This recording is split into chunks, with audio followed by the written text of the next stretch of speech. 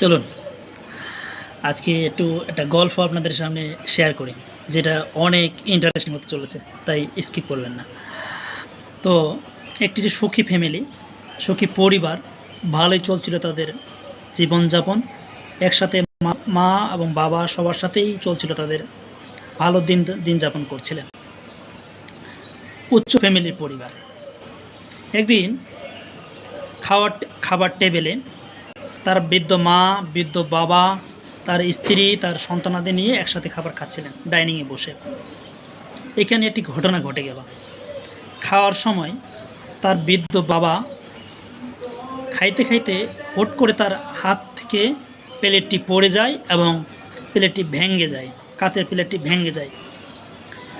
এতে ওই তখন তার একটা ছদ্মনাম দিচ্ছি, সেটা হচ্ছে যে রাকিব, ধরে নিন যে রাকিবের স্ত্রী তখন বলে ওঠে যে আমি কাল থেকে যাতে তোমার এই বিদ্যা বাবাকে যাতে না দেখি, যাতে এই ত্রিসীমানা না দেখি, না হলে আপনার একদিন, না হয় আমার একদিন। এই কথা শুনে, স্ত্রীর কথা শুনে রাকিব কিন্তু খুব রাগে ক্ষোভে ফেটে পড়বেন এমন অবস্থা। তারপর তার বিদ্যা বাবাকে হাত ধরে তাকে বলল যে কাল থেকে আপনি আমাদের সাথে খাবেন না, আলাদা করে খাবেন, কারণ আপনার সাথে আমাদের যায় না। দেখুন, এরপর ওই বিদ্যাকে এমন একটা প্লেট দিল যাতে প্লেটটা যাতে না ভাঙে, ধরে নিতে পারে প্লাস্টিক বা অন্য কিছু। এটা এমন একটা প্লেট দেওয়া হলো, ওই বিদ্যা মা বাবাকে এমন একটা প্লেট দেওয়া হলো যাতে করে প্লেটটা না ভাঙে। এতে করে বিদ্যা কিন্তু খুব কষ্ট পেল, মনে মনে একটু যন্ত্রণা কষ্ট পেল, যার জন্য এতটা সময়, এতটা অধ্যবসায় করে, পরিশ্রম করে, মাথার ঘাম পায়ে ফেলে, বৃষ্টিতে ভিজে, আসলে গল্পটা বলতে আমি ইমোশনাল হয়ে যাচ্ছি, খুবই আমারই কষ্ট লাগতেছে গল্পটা বলতে, আমার চোখে পানি চলে যাচ্ছে। যাই হোক, ওই বৃদ্ধ বাবা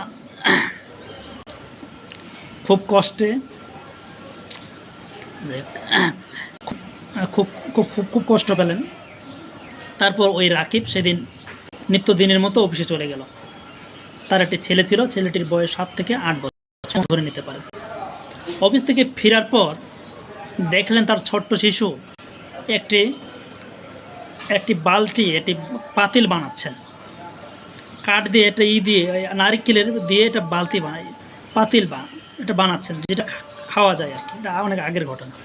তখন রাকিব তার ছেলেকে জিজ্ঞেস করলো, বাবা তুমি এখানে কি করছো?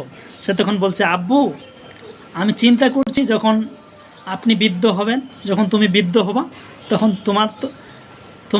তুমি যাতে দাদুর মতো যাতে এইভাবে প্লেটটা ভাঙতে না পারো, যাতে না ভাঙে, সেজন্য তোমার জন্য আমি তৈরি করে রাখছি। এতে তিনি কিছুটা অবাক হয়ে গেলেন, ছেলে কি বলছে।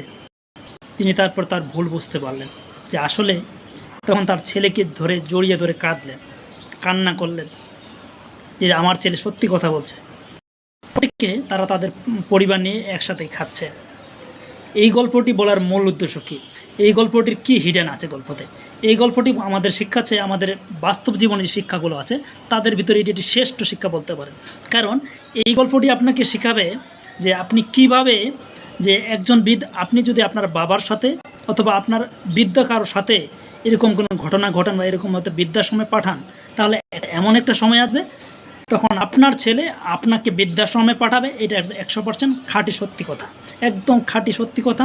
তারা আপনাকে পাঠাবে, আপনি যা ব্যবহার করছেন ঠিক সেই সময়ে, ঠিক বয়সে এসে আপনার সাথে সেই ব্যবহারটাই করবে।